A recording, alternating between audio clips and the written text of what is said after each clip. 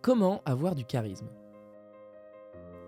Nous avons tous parmi nos connaissances quelqu'un vers qui tous les regards se tournent dès qu'il entre dans une pièce. Ces gens ont un fort charisme, ce qui les rend captivants aux yeux des autres.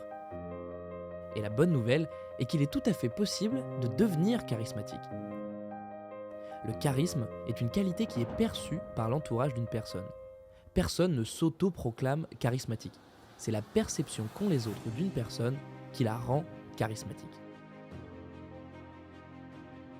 Quelle est la recette pour avoir du charisme?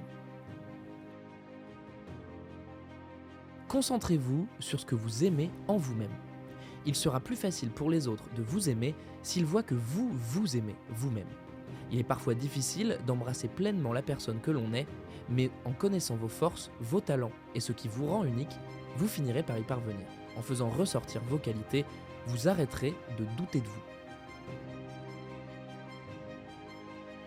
Faites la liste de vos qualités, de vos talents et de vos réussites.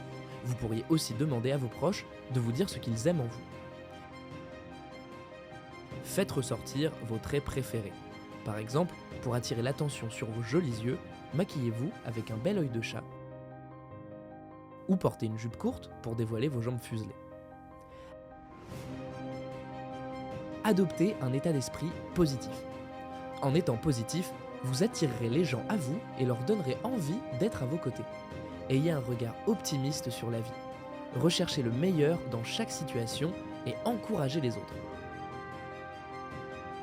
Voyez les défis comme des opportunités plutôt que comme des obstacles. Voici quelques conseils pour être plus positif. Contrez les pensées négatives avec un dialogue interne positif. Lorsque vous vous surprenez à avoir une pensée négative, comme « je risque d'échouer », contrez-la avec une affirmation positive. Vous pourriez vous dire « c'est une bonne occasion d'apprendre et de m'améliorer ». Pour conserver un bon état d'esprit, entourez-vous de gens positifs. Riez, c'est bon pour le moral. Regardez un film drôle, racontez des blagues ou partagez une histoire drôle. Rire chaque jour vous aidera à rester positif.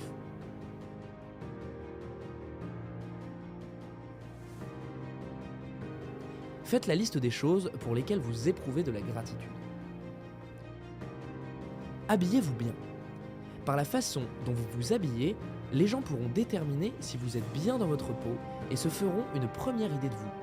Les vêtements peuvent également avoir une influence sur votre humeur du moment. Choisissez des vêtements dans lesquels vous êtes à l'aise et renvoyez aux autres l'image que vous voulez donner. Portez des vêtements à votre taille et choisissez des couleurs et des motifs qui vous mettent en valeur. Ne portez pas une tenue simplement parce que les autres la trouveront tendance. Si vous n'aimez pas réellement vos vêtements, vous ne serez pas à l'aise dedans et cela se sentira. Repensez à vos réussites. Lorsqu'on pense à une réussite, le cerveau produit une hormone appelée oxytocine, ce qui nous procure du bonheur. Si vous manquez d'assurance, une bonne dose d'oxytocine vous aidera à retrouver votre confiance en vous sur le court terme. Avant de sortir voir du monde, repensez à vos succès passés. Par exemple, vous pourriez conserver des photos de vos 3 plus belles réussites dans un album, dans votre téléphone. Lorsque vous arrivez en soirée ou juste avant une réunion importante, jetez un œil à ces clichés. Inscrivez-vous à un cours d'improvisation. Vous apprendrez ainsi à jouer en public, mais également à avoir l'esprit vif et à répondre du tac au tac. Rejoindre un groupe d'impro ou suivre un cours de ce type vous aidera à sortir de votre coquille dans un environnement propice. De plus, vous passerez de très bons moments. Pour trouver un cours d'improvisation, faites une recherche sur internet. Vous pourriez également trouver un groupe amateur sur un groupe Facebook ou un site de petites annonces. La stabilité. La stabilité est synonyme de fiabilité. Le collaborateur charismatique n'est pas une girouette. Il sait fixer un cap et il le suit. De ce fait, il peut faire figure de rocher au milieu de la tempête et est en mesure de rassurer les troupes dans des périodes économiques plus compliquées. Et tout le monde peut se référer à lui. De même, s'il se trompe, ce qui peut arriver car le salarié charismatique n'est pas un surhomme, il pourra changer de cap ou de stratégie sans affoler les troupes. Ces dernières ont confiance en lui. La séduction. La séduction est essentielle au cocktail charismatique. On ne parle pas de séduction amoureuse, loin de là, mais d'une séduction qui passe par la communication. L'auditoire doit écouter, parfois même être captivé et être réceptif. La personne charismatique a un pouvoir d'influence naturelle. Mais attention, la personne qui séduit peut vite devenir détestable si elle est perçue comme égoïste et ne s'occupe de personne pourvu qu'elle réussisse. L'empathie doit vivre de concert avec la séduction. Le contrôle. Le cadre charismatique garde le contrôle de lui-même en toutes circonstances. La confiance en soi participe à la maîtrise de son sang-froid. Les personnes qui ont une confiance en eux infaillible sont souvent admirées. La bienveillance. Écraser les autres pour réussir, manipuler pour convaincre. Si ces attitudes peuvent marcher un temps de manière dissimulée, les collaborateurs du faux charismatique auront vite fait de le démasquer.